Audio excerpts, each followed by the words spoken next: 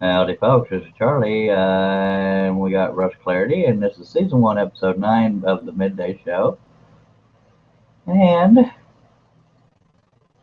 called Scrolling with Charlie. And I'm back because I finally got my camera crap fixed, and now you're seeing my ceiling because I'm an idiot. So, I'm Charles Derry. I'm from Gatesville, Texas. I have a website called woodenvisions.com, and I sell scroll saw patterns there. I have a little over 1,000. And I should probably center my camera better. Yeah, anyway, also trying to remember to look at the camera because I'm always looking at the screen. On YouTube, where you're likely watching this, unless it's embedded somewhere, I go by Charles During a Scroll. All the episodes of this show are on woodenvisions.com, or most of them, until I update it. And my project builds are on YouTube. And I believe also Wooden Visions. Anyway, on Facebook I go by the Charles Daring, but let's go over to Mulberry, Florida, where Russell Clarity, our co-host, is. Howdy. Howdy doody. I'm Russ Clarity. I'm with Simply Wooden Creations is my little wood shop's name. You can reach me on Facebook under that name. I have a website, simplywoodencreations.com, and I'm also doing some YouTube videos, Simply Wooden Creations on YouTube. I've been scrolling for about 35 years on woodworking pretty much all my life. Charles always laughs when I say knee high to the grasshopper, so I'm going to go ahead and say that. So he'll get a chuckle. So, yeah, we're here today to talk about scrolling. So Charles hasn't mentioned it yet, so we need your questions. That's how we're going to operate mostly today. We're kind of like winging it, so send your questions in. We need them. Yeah, we got a comment from our devoted, loyal viewer, Edgar Natras, saying greetings from the Silver State. That must be one of our 2 viewers. Thank you. Oh, I forgot one more thing I wanted to mention real quick. If y'all notice over here, this big, huge sticker in the middle, I don't know who it belongs to, but taking up most of the space. But I've got a new little poster board back here, and anybody that sends me a sticker, I'm going to put it up on this poster board, and it'll be behind me free. So you get free advertisements. I would like to say a shout out to my good friend Steve French. He sent me a sticker, Woody and wooden stuff, and I think Charles has got. He said he's got one too. Yep, I got it on my. I gotta get everybody dizzy to show mine, but I'm running out of room here. There's mine right there, baby. Thank you, Steve Grant. So we got our stickers, but you get free advertisement. Just send me a sticker, and I'll put it on this board. And when I fill this one up, there's room over here. I'll put another one up. My God, and it costs to get advertisements for me. I'm kidding. I just mine's all out of view. We have 4 viewers, so we don't want to run them off too quick. You'll notice, for anybody that follows along on Google Plus, most of the topics have changed to general discussion full panel because we're running out of topics. So we rely on the Q&A to keep the show going because we've been doing the show for the evening show. We're at 22 or 23 episodes. This is the 9th midday show. And I've got the camera on Russ while I'm talking because I've done this for so long. I do that all the time. It's all good. Scroll on. Anyway, by the way, for anybody that happens to be new to this, if you click the second link, obviously you did because you're not on the panel. The Q&A, there's the side of a Rubik's Cube right up here on your screen, not mine. I don't know why you're staring at my screen, but it looks like the side of a Rubik's Cube, or for those of you that don't know what a Rubik's Cube is, it's a bunch of little squares in a square shape. Click on that and then click on Q&A, and that's how you ask your questions. We have 6 viewers, so we don't want to run them off either. So I'm going to start by just saying, okay, I can't believe we don't have a whole panel because they were complaining when we went down to just me and you, and now we got 7 viewers. I was going to go down the line and ask everybody what their most difficult project to date was. So I'll start with Russell. My most difficult project to date? Most difficult and or largest project. Well, it's not the largest, but to me, it's the most difficult. I got it sitting. Hang on, just 1 second. Right, All right. sitting right over here. All right. We'll look at It's Russell's stickers. it's within reach. This, to me, was one of my most difficult projects. Really? What made it so difficult? Because I've never done anything like this, like three-dimensional and actually moving parts. I designed it totally out of my head. I thought I wanted to make a moving Ferris wheel. I left this little tab here on the end a little long because my initial thought I wanted to get a little wind up music box type theme thing and put it on here so it would actually, I could wind it up and it would move. But from the little cars that actually swing back and forth and move, sometimes they get hung. Yeah. But swing back and forth and move to everything. I totally designed it in Corel Draw, cut it out and put it together, and it was a bear, let me tell you, especially since it's the first time I've ever designed anything 3D. So, and our viewers are going to want to know, are you selling the pattern anywhere? Actually, I have the pattern. I haven't got it available. I'll have to put it into a, but yeah, I would sell the pattern. I mean, I think it's pretty cool. And if you notice, it's painted in my team's favorite colors, orange and blue, which is the Florida Gators. Yeah. Because he doesn't like I had also thought about coming in here and in the cars, putting, actually there's exactly amount of cars, I think, to put something like FL Gators on the cars and letters in them. So I thought about doing that. So when it spins, you'll see FL Gators. He likes his Gators more than he does his Dolphins. Just saying. Yeah, we have two people in the Q&A. Dan Ingerbretson says, hi, Charles and Russ. Howdy. And Dave Sherman asks how my shop is coming along. It's right now just sitting there because I have no power to it yet. But that's because the guy that's going to do it for me has a very busy schedule, and I don't know what the crap I'm doing. But hopefully, I'm hoping today it'll be powered up, but I don't know. But y'all will be the first to know because hopefully my next show will be from inside the shop. Hey! Right now I'm trying to raise the money to get it insulated, and between me, Russ, and Edgar Netris, we determined it'll be close to $600 to get that done. So it could be a while before I get it insulated. And I live in Texas, so that could get really, really hot. And Dan Ingerbretson also says, what is the thickest wood? Benjamin Tyler has joined us. How you doing, Benjamin? Dan Ingerbretson says, what's the thickest wood you can cut with a #1 spiral? I've got something with some real small letters on it.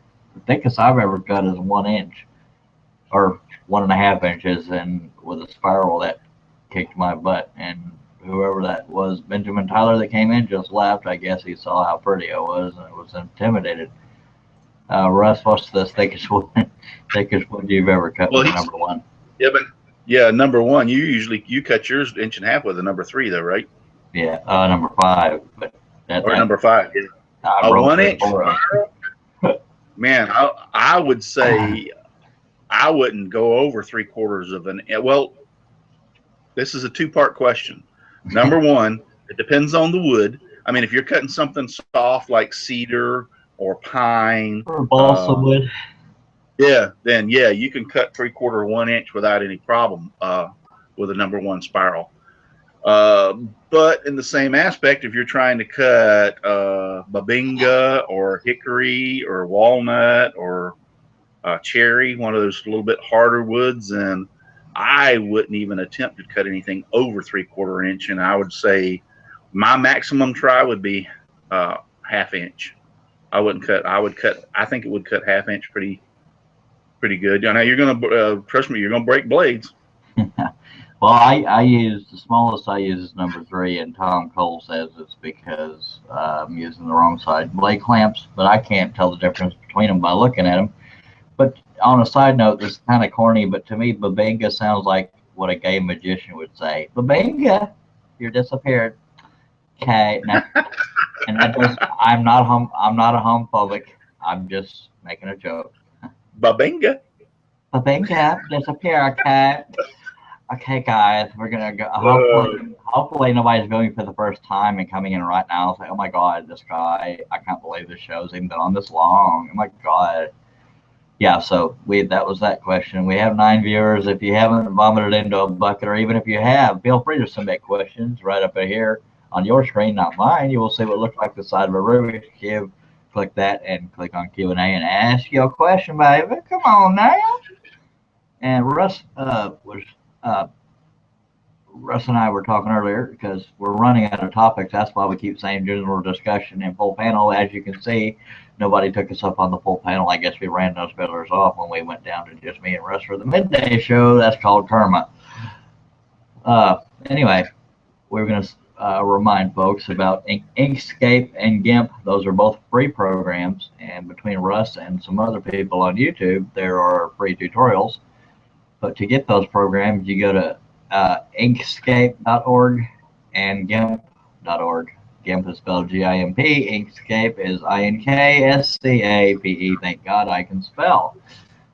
Those are both .org, I believe, and those are free programs.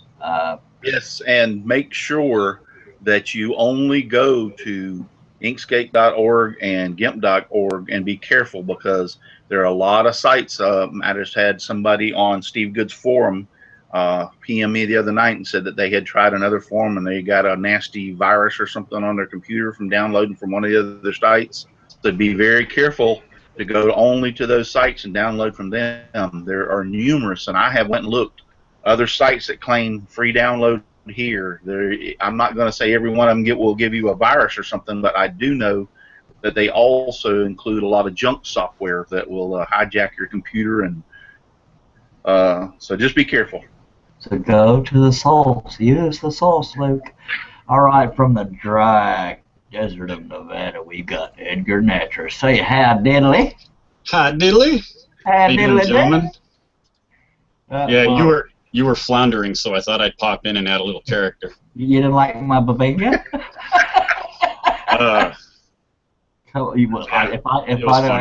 If I know Edgar, he went, wow. Yeah, I did. Oh, wow.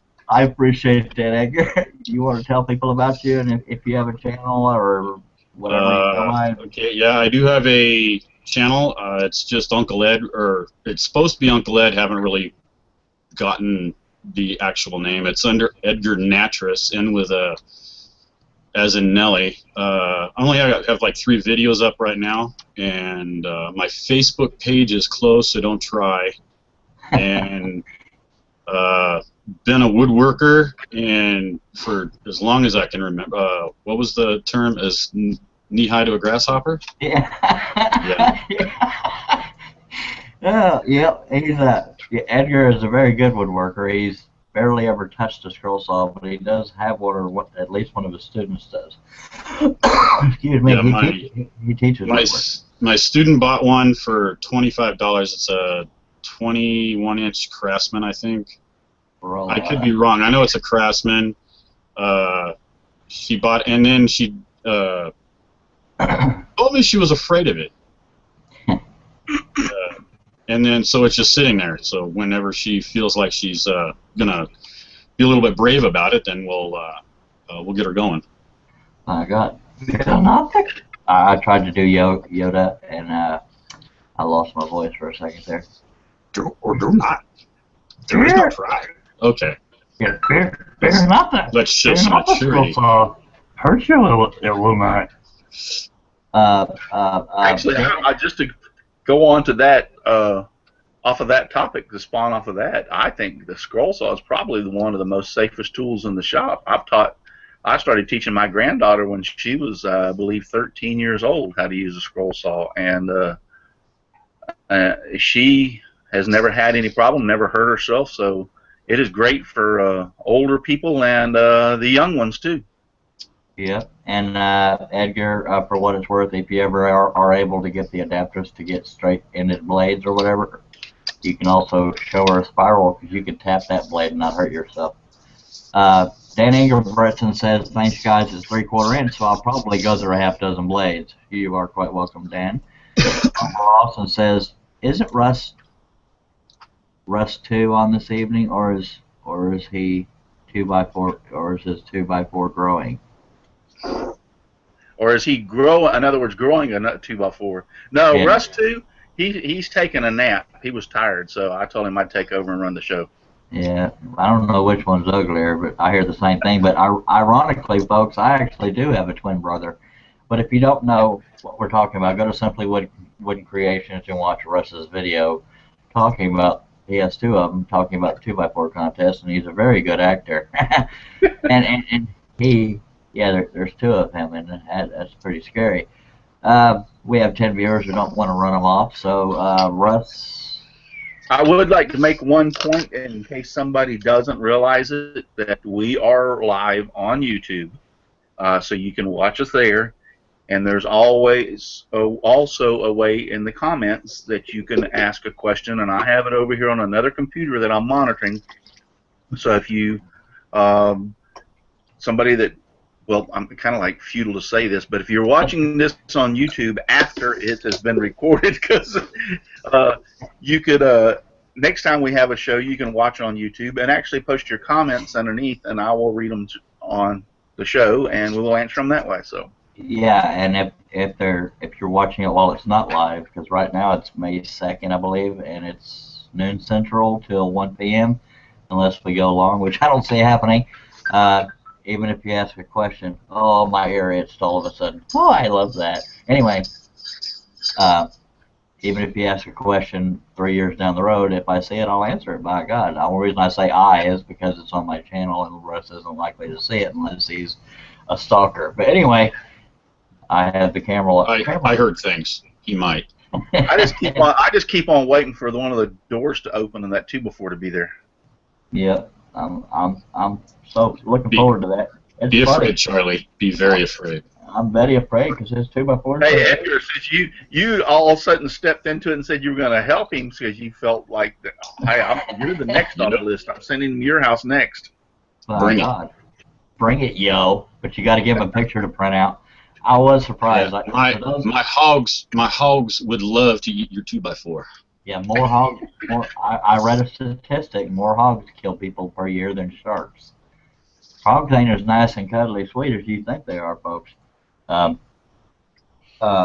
In case you don't know what the heck we're talking about, again, go to Simply Wooden Creations on YouTube and watch Russ's very well acted out 2x4. They're called trash talk videos. They're encouraged, so he's not just mean. He's asked to be mean. We have 10 viewers, but anyway, he held up a picture of me for the 2x4 to eat. Sometimes, Well, for a little clarification, those two videos were put out because of a 2x4 challenge that's coming up or currently underway. I'm not quite sure. I haven't kept up with it. And those are the trash talk videos, and by far the best I've seen so far. I think it's the only current trash talk for this year. And for those that don't know, the 2x4 contest, all the rules and all that you can find under Summers Woodworking on YouTube, and you can see past contest entries. This is from the past, but it started May 1st and it will end May 31st, and it's run by Brian Gidney, and he already has a bunch of sponsors lined up for prizes. Some are t-shirts, some are actual tools. I think the biggest tool is a joiner, a big old joiner. Yeah, he's actually got like a 6-inch joiner. Not a tabletop version or a benchtop version. It's actually a standalone. Really nice prize. We're probably looking at about $600 or give or take a little bit. So yeah, he's got some really cool tools. Also, you can reach him on Summers Woodworking on Facebook also. So we'll plug him because he's a good friend of ours, and I'm looking forward to that too before finishing everybody off so I can get all those prizes. Yeah, and he runs a group on Facebook called Woodworkers on YouTube. I'm trying to him now to see if he's awake, see if he wants to come talk about it. Diddly-do. Okay. Bob Rawson says, Charlie, I've just seen a 2x4 creep past your window. Watch out, buddy. I got wood chasing me. Oh, no. Thank you, Bob. I'm scared. I'm too pretty. I'd be scared too. Wood was chasing me. Oh, you know how everybody. This is totally off topic. Hey, Dan Ingerbrandt has joined us. Wow. All right, more the merrier. All right, but before I get to you, Dan, I was going to say something funny. Totally had nothing to do with scroll sawing, but I heard about some Microsoft web page that will guess your age. And for those that don't know, I have a skin condition called vitiligo. It's no pigment hair, and there's pigment hair. And because of that, I have white facial hair. I went to this website. You're supposed to post a picture of yourself, and it guesses your age. It guessed I was 59. 45 or 44. I'm 45 in June. But now that I'm depressed, it guessed like 32 on my wife, but I'm a gentleman, so I can't say that. But Dan Ingerbretson, tell everybody where they can find you and if you got a YouTube channel and Facebook and all that. Yeah, Facebook is Dan.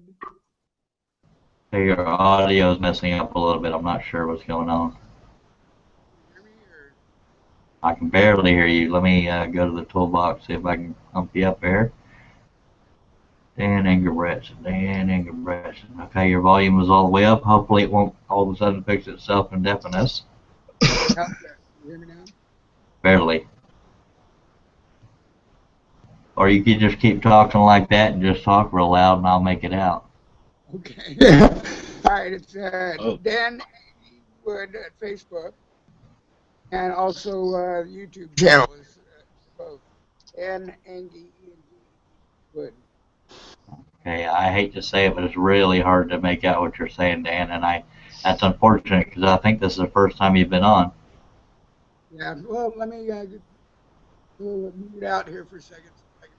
All right, you're awful hairier in person than you are in your pictures. I'm kidding. Yeah. Okay, nothing personal, Dana. I'm just going to move on because we have so much to cover that we weren't prepared for. But if you're, I'm going to turn your volume down in case it suddenly starts working. I don't want to kill people's ears. I saw Ed jump the one time. It did start to work. Ed is very jumpy, but we try to support him anyway. Russ, do you want to talk about Inkscape and GIMP since that was one of the topics we brought up? Sure. Like we said earlier, they're both free programs that you can download off the internet. GIMP is more like Photoshop, Paint Shop Pro. GIMP is the program that you would use to manipulate photographs, either to manipulate them to print them, or to use them as patterns to make a portrait pattern on wood. So that's more or less what GIMP does. It deals with pixels. It deals with JPEGs, bitmaps, TIFFs, PNGs. All those files right there are actual bitmap type or files, or raster graphics, I believe it's called. And so you would use GIMP to do those, or use it to make patterns or do something along that line. Inkscape, on the other hand, this vector baby. Yeah, is a vector graphic program. It is kind of like similar to a CAD program. Now, I know I'm going to get a ton of emails saying no, they're not. Yeah, there are very similarities in there. So I'm not saying it is a CAD program, but it's similar to a CAD program. And the fact that like a free version of Corel Draw, correct? Yeah, it's a free version of Corel Draw, and it uses vector graphics. It uses the computer's ability to quote mathematical equations very rapidly, and therefore it works off of lines and nodes and segments. So when you manipulate those lines and nodes and segments in the shape that you want, it doesn't matter if that shape is 1.5 inches by 1.5 inches. If I decide tomorrow that, man, I want this 1.5 inches by 1.5 inches to be 3 foot by 3 foot, you can expand it to 3 foot by 3 foot, and the integrity of the lines, the nodes, the integrity of whatever you have drawn will stay there and actually grow to 3 foot by 3 foot. So that's where it has its advantages of being able to use it to create patterns, because you can start off working very small, and you can. I have done this.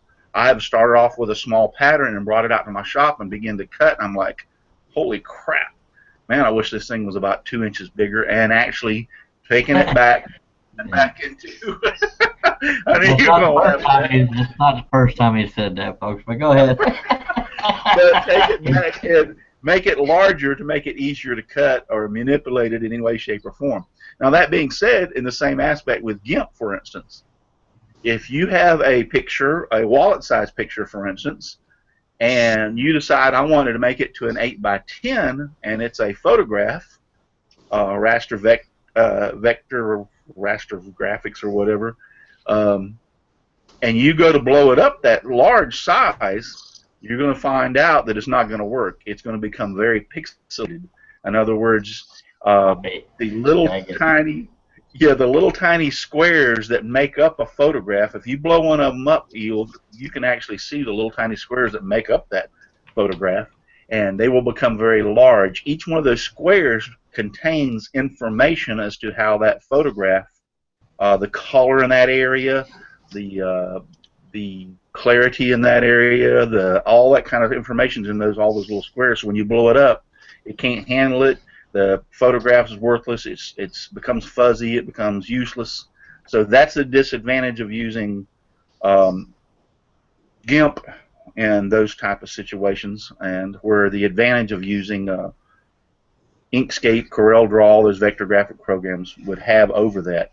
But in the same aspect, you can put a photograph in an Inkscape, but you can't do everything that you can do with GIMP with a photograph. So each one of them has their own place.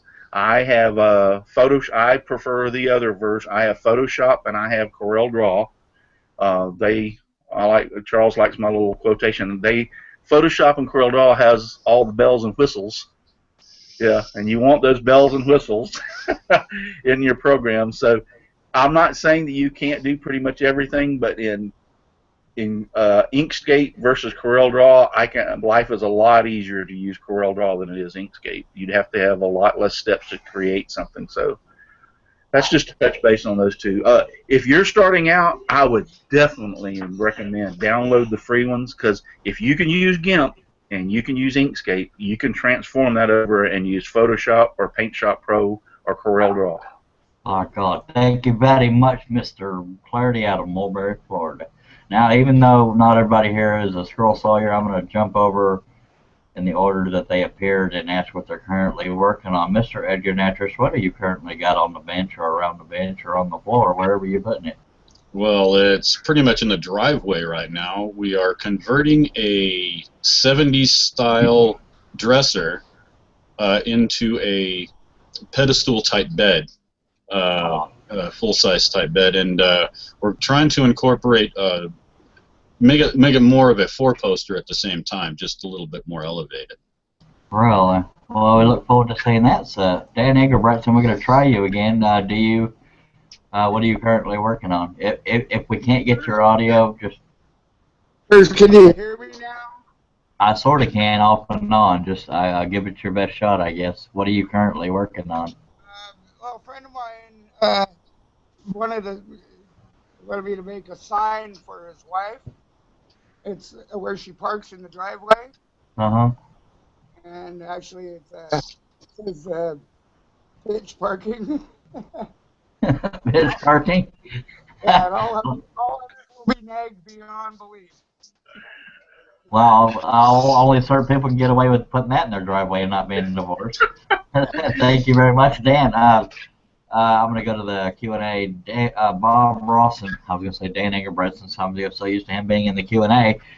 Bob Rawson says, I've noticed that if I print directly from Inkscape, it does not print accurate sizes. For example, a circle doesn't print out as a true circle. I have to save as a PDF, then print out to PDF to get a correct image size. Russ, what can he do?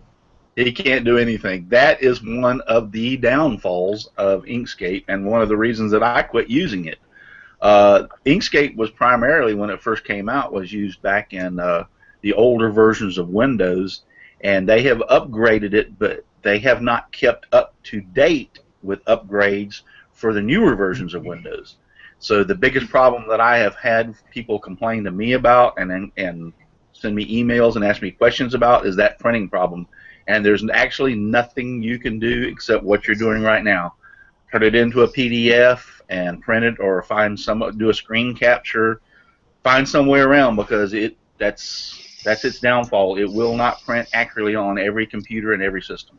Well, that sucks booty. Now, Russ, what are you currently working on in the shop besides trash talks?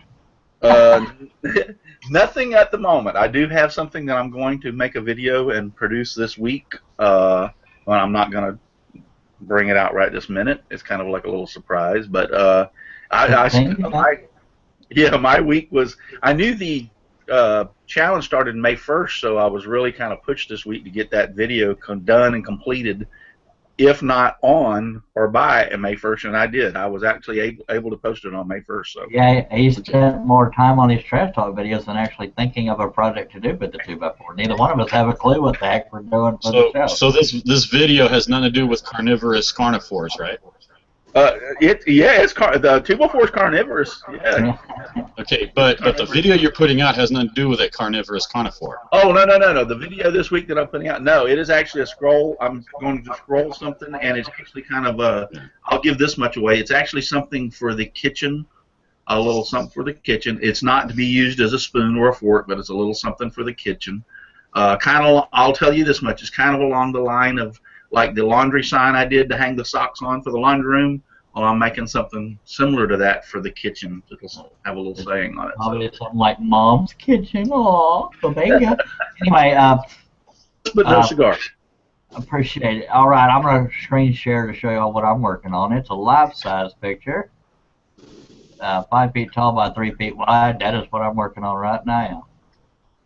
For you that don't know, that's C-3PO and R2-D2 from Star Wars. That's taken for freaking ever. If you don't know who R2-D2 and C-3PO are, then come out of the cave and go to the movies. Go put in a movie, yeah. My God. All right. Well, we're only 30 minutes into the show, and I'm already dried up here, topic-wise. Don't go there, perverts. Wow. Wow. You got me laughing today, boy. Wow. Someday we're going to either use Edgar or Chris Cute to introduce the show, because they both have very distinct voices. Edgar, give us a preview of how you would introduce the show besides the corniness of it, using your best deep voice. Hey, welcome. Hey. That guy over there, that's Charlie. That guy over there, that Russ? Yes, Russ. Yeah, I should have given him more time to practice.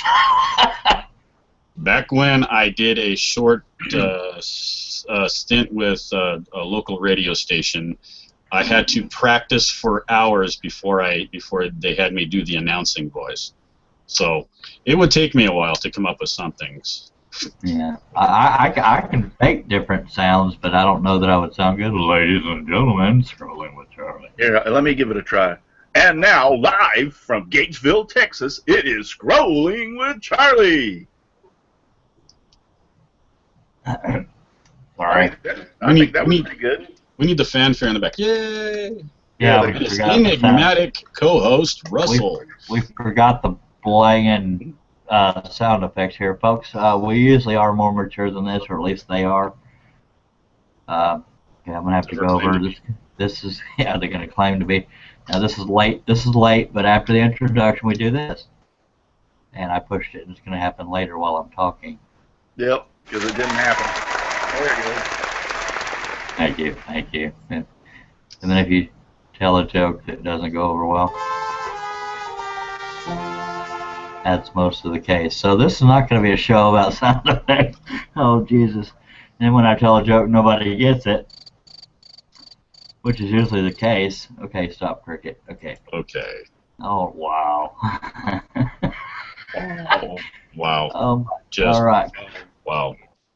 Yeah, come on, you Q&A people. Y'all ask us some stuff besides why we're not in therapy. God, I got something real quick. I use, everybody knows I use a box fan, or at least I think everybody knows. I use a box fan as part of my filtration system by my scroll saw. And a box fan, usually the filter size is a 20 by 20. But don't I went into Walmart the beginning of this week.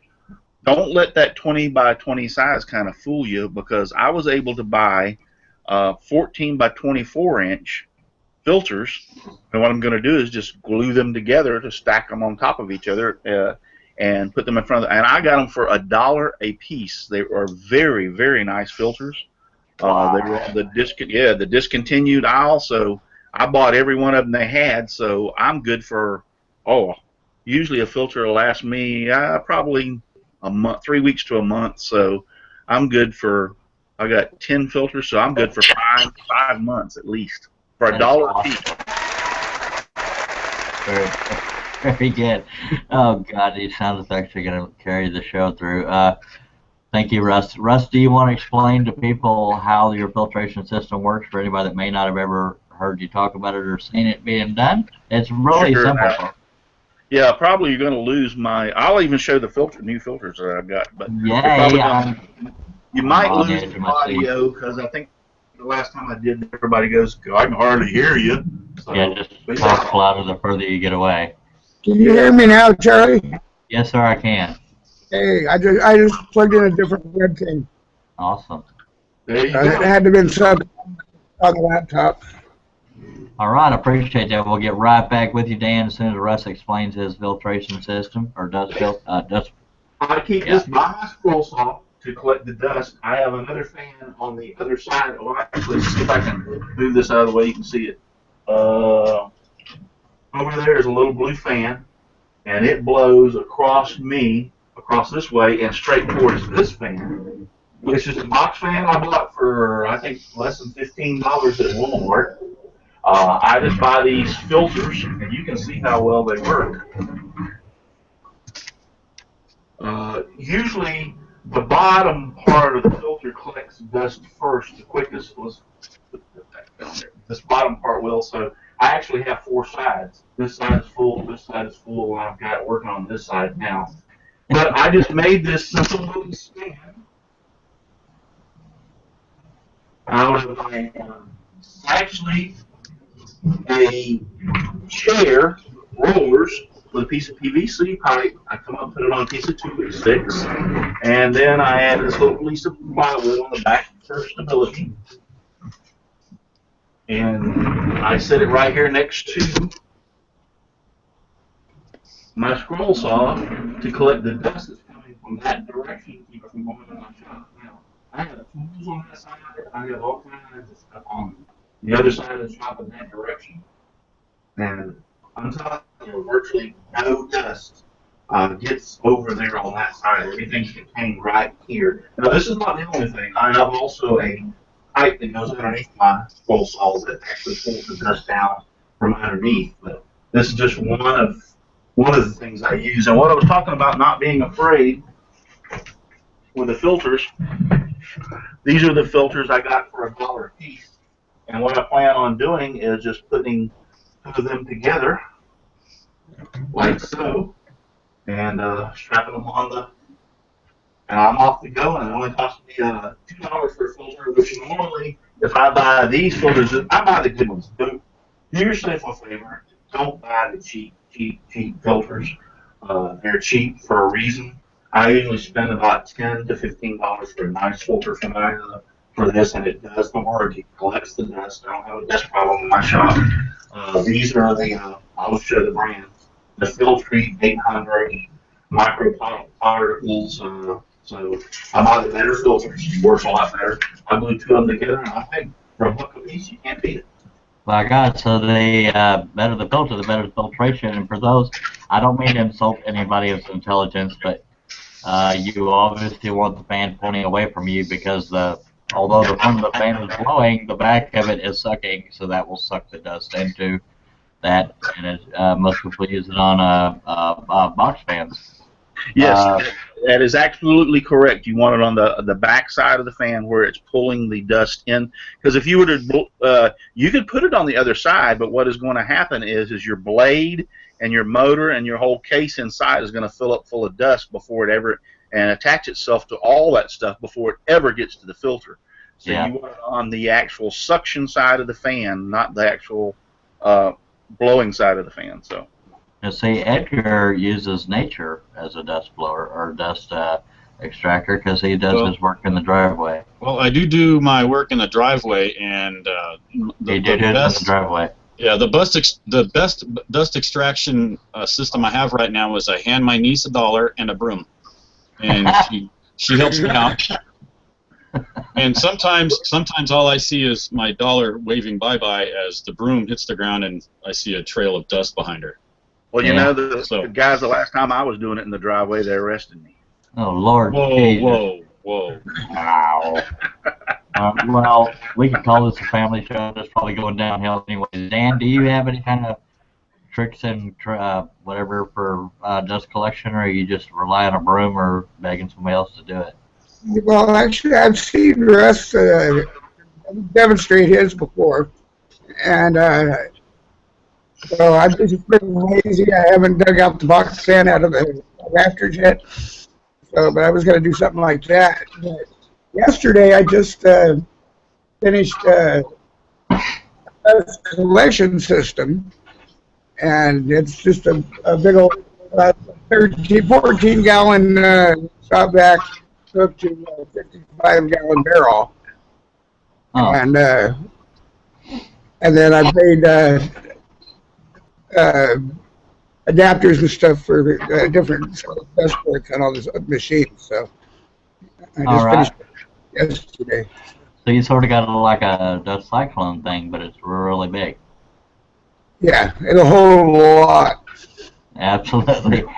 I use a broom, or I'm supposed to. That's all the dust is on the floor. I have a box fan, but I live in Texas, so I actually use the side that blows so that I actually get a little air on me. Just saying, it's a little warm here in Texas every now and then, as I'm sure it is in Nevada.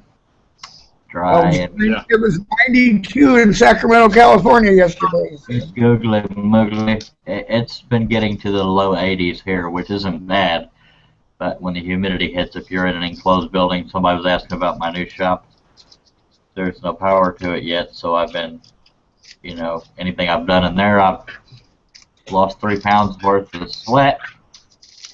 But that's why I haven't done any projects in my shop yet, because I'm limited on my knowledge and very wimpy when it comes to getting too hot. You did put up a wall in there, correct? I if you want to call it that. Yes, I attempted to put up a wall. If you're really into watching videos, there is a video on my channel of me trying to do that. The reason why I didn't make it a point to do everything exactly 16-inch on center or 24 is because I don't know. Excuse me. I don't know the dimensions of the door that's going to be in there yet. I'm making a little computer room partition to put in my shop so that you will no longer see me in this lovely room. It'll be much smaller, and the wall will be right behind me. I could probably slap it. Anyway, Charles, I know you've already answered this, but somebody just posted. I guess they're just joining and watching. It says, Chris, I'm gonna say cute, or is it cut? Cute. Cute, yeah, Qute. He asked, why aren't you broadcasting from your new shop? And I know you said it before, but maybe he's just now seeing. So, well, Chris, I am not broadcasting from my new shop because it has no power to it yet, and I don't have enough extension cords for enough power for the computer and keeping me cool and all that. Hopefully, by this time next week, I will be broadcasting from there. Let's all cross our fingers. But I got to give shout out to Edgar Natras, who has helped me online, and Jerry Brown, who has helped me in person. I just drew you a picture in crayon. That's all it was. Well, dang it, it was very artistic. And he gave me construction advice, which I didn't. My mommy gave me a gold star for that one. Yay, I got a happy face yesterday. I'm hoping Jerry Brown will be able to come out today and help me do this, because I don't have a clue what I'm doing. Jerry Brown goes by Paulie Wants a Crafter on YouTube, and his little thing right now is he's doing a project a day for the whole year of 2015. He's on project number 99 right now. His next one will be 100. All right. We're gonna watch Dan's having problems here. And smoking is permitted on the show because I do it. Yeah, I've seen it. Braxton Worthland is in the Q&A. I was talking to him last night and my camera dropped, so I apologize for that, Braxton, because I didn't just run off. It just totally blitzed out on me. He's saying, Charlie, sorry we got cut off last night. I've got a little 16-inch Ryobi scroll saw. I'll tell you now, throw it in the dumpster because I had one. The worst scroll saw I've ever had. The upper arm snapped in half while I was using it. But I'll finish reading your comment. And I probably made a total of 5 cuts with it. Any tips on what type of blades, wood, or simple patterns are good to start out with? A new scroll saw. Patterns, well, the blades would be depending on if you want to do flat blades or spiral blades. Spiral blades, okay, your spiral blades cut in any direction. Flat blades are what most beginners start with. But the type of pattern would be most likely silhouettes, just shapes to get used to using it.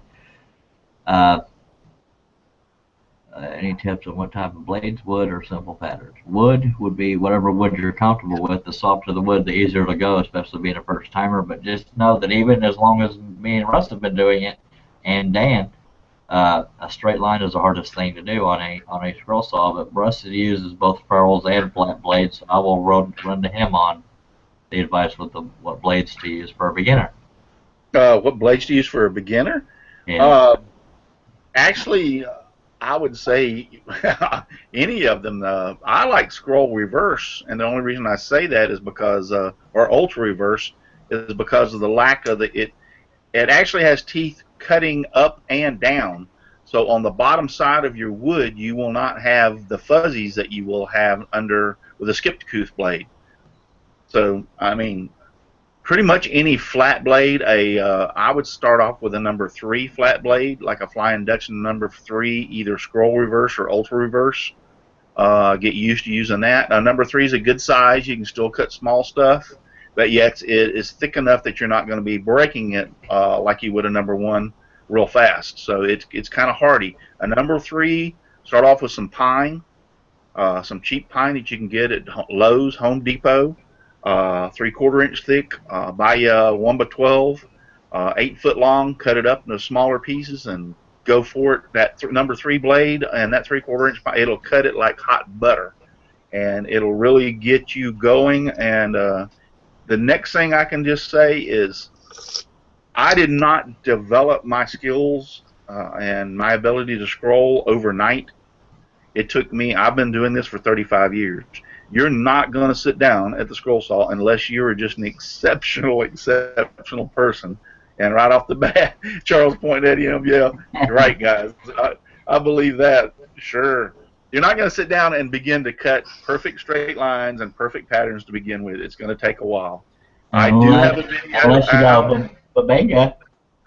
Yeah, I do have a video out on cutting corners, inside and outside corners, on my YouTube channel, Simply Wooden Creations, and I just produced one cutting straight lines and circles, Simply Wooden Creations, on YouTube.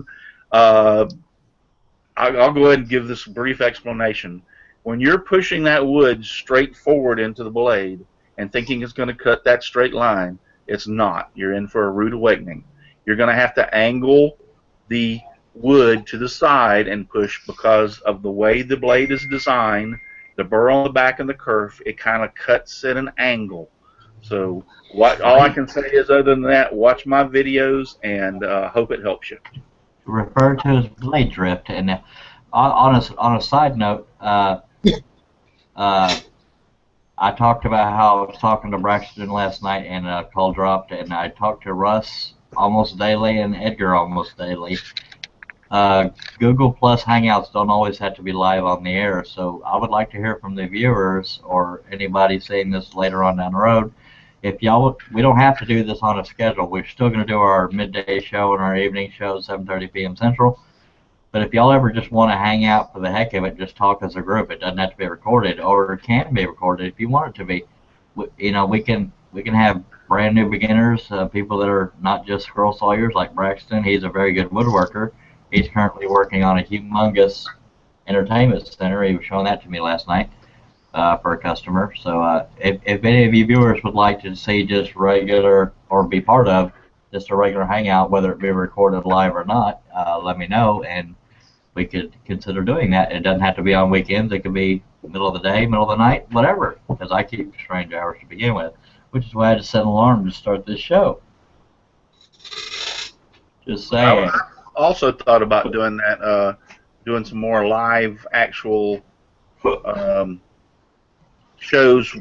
I've got a new camera set up. I know the last time we tried to doing something live, the camera vibrated really, really bad, and it was making everybody seasick. So I've got a new camera thing that hangs down from the ceiling, so hopefully that will stop that. So yeah, we can do our live stuff. I'm hoping that doesn't happen to me because my new shop has a wooden floor, and I'm afraid of the vibration making the picture wavy. I may have to come up with something as well. But yes, we would. I would. There are some other YouTubers that are doing it. I don't know if I have the following, but I think we get enough viewers or views in general that we might could get away with doing it. It doesn't necessarily have to be live, but it can be. But anybody, whether you're a woodworker in general or a scroller, if you just want to have a group hangout, just hang out and talk and maybe record it, or just hang out. You know, you don't have to be a celebrity. Me and Russ are not the go-to guys when it comes to scrolling. There's all kinds of scrollers as good or a little bit better or a lot better. You never know. I mean, we just have. I happen to think of doing the show, and Russ got to be my co-host, and Edgar's been a faithful watcher, as has Dan Ingerbretson. And Braxton Worthland says, "Thanks, guys. I'll be sure to throw that little scroll saw in the trash." And Russ, Braxton just subscribed to you. Yay! Cool. Thank you, Braxton. And yeah, viewers. Well, okay, we have 7 viewers. I would like to hear 7 comments or see 7 things in the Q&A saying yes or no of whether or not we. Okay, we now have 8 viewers. Should we do just random discussions that are either live or not? Well, they'll always be live, but I'm going to start over. Y'all as viewers, if you would like to see us do a recorded or non-recorded version any day of the week or any time of the day or night, and just hang out as a group, we're all for that, or at least I am. Russ is getting kind of old. He goes to bed around 9 p.m. Central. I'm usually in bed around 9 o'clock, and then I watch TV for a while and then fall asleep. So you can guarantee that by 10, I'm gone. See you. By God, and that's how that goes. So the only way you could keep me awake is naked women. If you had naked women on the show, I might be there. I might never leave. Hopefully my wife's one of them, because, but speaking of my wife, she will be on the evening show with us tonight because the girls are with their dad this weekend. So my lovely wife will be the prettiest one on the panel. Well, she hasn't been on the show in I don't know how long. Yeah, it's been a while, so I'm looking forward to that. So if y'all want to tune in just for a pretty woman, she won't be naked, so don't go there. But if y'all want to tune in just for a pretty woman, she'll be there. And y'all wonder why she's with me. I have to keep her drunk just to stay with me. I'm kidding. She's not an alcoholic. And don't tell her I said that, because she will kill me live on air. Wait for it. She's better. She's a lot softer on the eyes. That's for darn sure. Yeah, she's the best thing that ever happened to me. She's not an alcoholic. I was making a joke, but anyway, we have 8 viewers, so I want 8 responses in that Q&A section.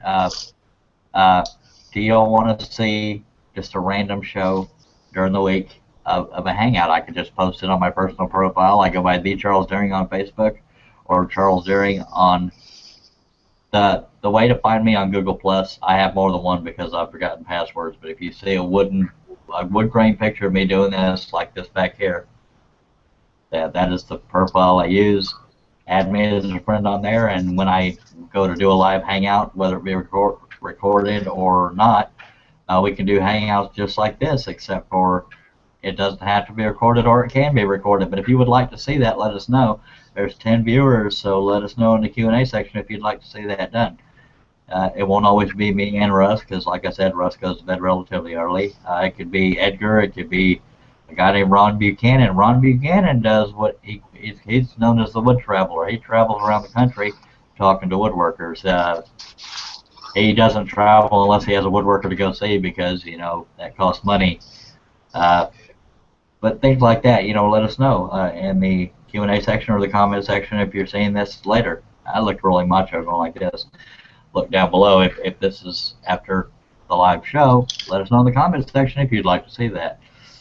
Okay, we are at 57 minutes. Oh my gosh, we made it through a whole nother show. I don't know how the hell we maintained anything above 3 viewers. Hey, thank you, Russ. Thank you, Russ. Why am I saying thank you, Russ? Because I just made you do it. Oh, wow. Oh. So thank you, Edgar, for being on, and thank you, Dan Ingerbretson. It's the first time I believe you've ever been on the panel. I appreciate you being here. Okay, Now, one thing I'd like to point out is on the analytics that right after Dan showed up, the viewership went up. So you can thank him too. Dan, that means you're sexy. There's a lot of women out there. Okay, we have three things in the Q&A. Wigwag Workshop, I forgot his name. Forgive me. I believe he's brand new when it comes to that name. He says, "Great show, guys. Appreciate that." Bob Ralston says, "I struggle with Hangouts because my internet speed is so slow, but I'd watch." Thank you, Bob. Paul Keene says, "Random discussion works for me. I've got a question regarding GIMP and Inkscape. I've heard that people use both and go back and forth between the two during the pattern creation from a photograph. Is there a reason why they would have to switch back and forth?" I'll go to Russ for that. You can switch back and forth between the two. I have found, I'll just give you one thing that I have found that makes it, that because of Corel Draw's ability to be vector graphic, it makes it a little bit easier, and that is if I want to crop a picture. Let's say that I have an object as in a star, and which has a lot of inside and outside corners. In Photoshop and GIMP, to me, I have a hard time making straight lines and going from point A to point B, so to speak. Using the pen tool and Corel Draw, I can do the same thing, and I can actually crop a picture. I don't know if it's because I like Corel Draw, I use it a lot, but I can crop a picture in half the time. For a star, for instance, using Corel Draw. And what I would do is I would go into the segment and draw out real quick that segment, and then use the back minus front, and boom, that segment's gone and leaves me whatever I want. So that, yes, you can switch back and forth between the two, and I have done it making patterns, and that's just one example. Now, folks, guess who just texted me and said he's on his way? Yay. Jerry Brown probably wants a crafter. I'm going to have power in my shop today if everything goes well. Wigwag Workshop, please forgive me for not recalling your name. You're welcome to tell it to me. He says on Mac, should check out okay, I'm going to say this slowly. People on a Mac should check out Pixelmator and iDraw. So remember that. Pixelmator, he spells it Pixlemator, but I think Pixel is spelled Pixel, but you know sometimes names of things will be purposely spelled funny to make you remember them. Again, they are called Pixelmator and iDraw. If I have to tell you how to spell iDraw, something's wrong, but it is the letter I, not E-Y-E. Pixelmator, he has it spelled as Pixlemator. Just for information out there, I do know that the Corel Draw actually makes a Mac version. So if people have a Mac and would like to use Corel, try to use Corel Draw with it, I do know that they have. I'm not sure about GIMP or Inkscape. I haven't dealt with that part. I just know that Corel Draw does. But he doesn't know about Gink, because Gink doesn't exist. Gink. Actually, I bet I told you earlier I'm a GIMP today. I think I broke my foot. Oh, this is the top. This is a part of the show where we talk about what's wrong with us. Yeah. Your brother. No, my brother didn't break his foot. He's in there taking a nap, the butthole. But Dan's got a neck injury, so his twin must have attacked him. Edgar, I don't know what the deal is. I assume it's Ed we're talking to. I'm I am the evil twin. Okay. And I am too. well, I haven't seen my brother for a while. I actually do have Draw your own conclusion.